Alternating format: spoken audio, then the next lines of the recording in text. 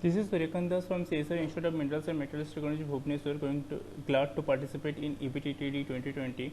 Here I am going to explain on the topic green technology for the recovery of metallic values from the waste printed circuit boards, which I have carried out under the supervision of Dr. Sivkumar I. Angadi.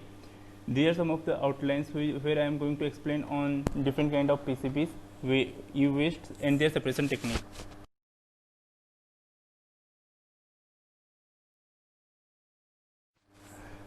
Generally, e-waste are termed as the end-of-life electrical and electronic equipment, and it is a source for large quantity of base metals, precious metals, and very strategic metals.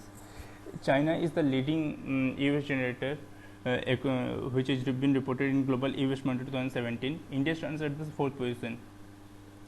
The generation of e-waste in India was about 8.6 lakh metric tons during the year 2017.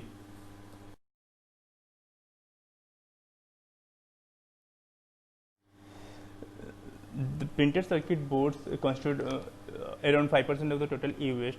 These are generally the conducting track present in almost every electronic gadgets. It consists of 40% of metals, 30% of plastics, and 30% of ceramics approximately.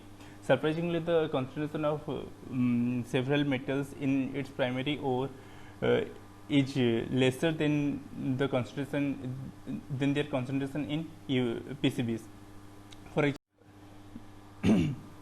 and the different elements in PCBs can be broadly classified into organic, ceramic, and inorganic constituents. Organic mainly constitute polymers, flame retardants, and glass fibers. Flame retardants are the toxic in nature. The ceramic constitutes with silica, aluminum, bromine, mica, and barium. Inorganic elements can be broadly classified into non-ferrous metals and ferrous metals. Non-ferrous metals such as copper, aluminum, lead, tin, zinc, chromium, mercury. Globally, there are two processing routes practiced everywhere. One is approach 1 and approach 2. In approach 1, it can be seen it is through thermal treatment, where we use plasma processing. But the problem is here the generation of flue gas and particulate matters, which are hazardous in nature. Therefore, the focus has been shifted from approach 1 to approach 2, which is through physical separation technique. The concentrate produced here and purification of metals. Different physical processing methods include combination, gravity concentration, magnetic separation, electrostatic separation, froth flotation, and size classification, following different equipments and methods.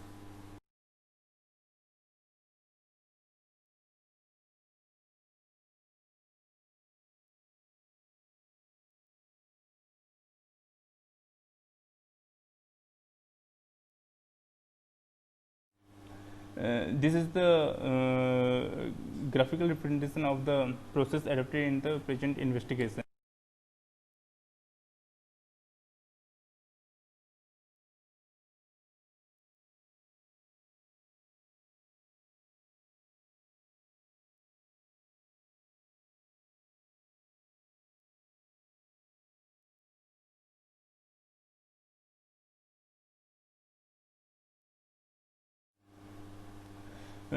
Here we have taken three kind of feed materials such as motherboard, RAM board, and mobile board.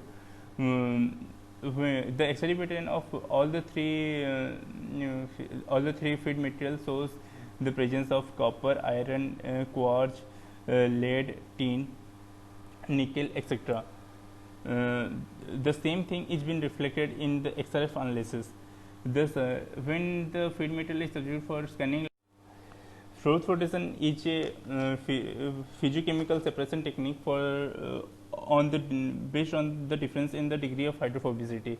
As the degree of hydrophobicity between the plastic particles and metallic particles is huge, so reverse flotation technique is adapted.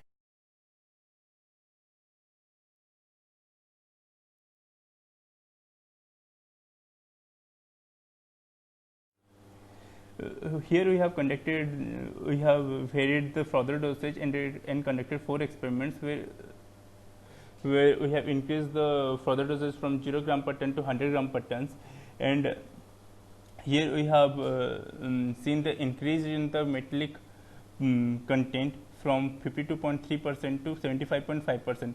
Subsequently, the copper concentration has also increased from 30.32% to 42.53%.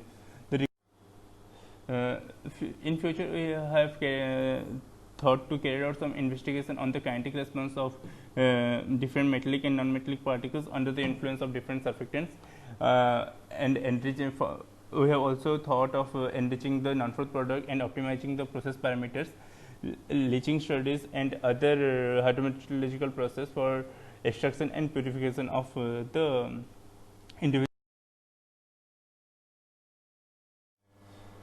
Finally, these are some of my concluding remarks, where it is confirmed that froth rotation technique can effectively separate hydrophobic plastic particles from hydrophilic metallic particles. Plastic particles are highly hydrophobic in nature and can float without adding any surfactants. Increase in further dosage can enhance the metallic grade as well as copper content in the non-froth product.